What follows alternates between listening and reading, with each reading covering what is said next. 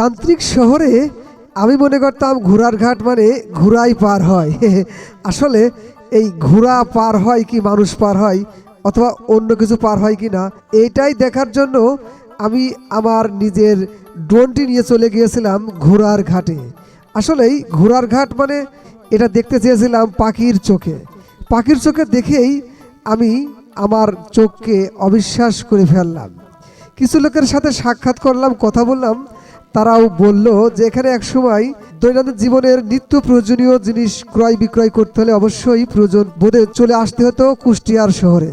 আর তখন এইভাবেই আমাদেরকে খেয়া নৌকায় এবং সাঁকোয় পার হয়ে আসতে হয় এই কুষ্টিয়ার শহরে। এপার থেকে ওপারে অনেক দূর। পাখির চোখে দেখে এবং নিজের চোখে দেখেও আমি একটু বিস্ময়কর হলাম। এরপরে কথা বলে জানলাম এটা অনেক আগের সভ্যতা, বর্তমান এই সভ্যতা নাই।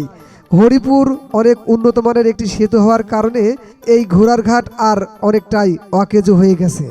কিছু লোক সাময়িকভাবে সময় অল্প লাগার কারণেই এই ঘোড়ার ঘাটটি ব্যবহার করে। আমার দেখে ভালো লাগলো, আপনার কেমন লাগলো অবশ্যই কমেন্টে জানাবেন।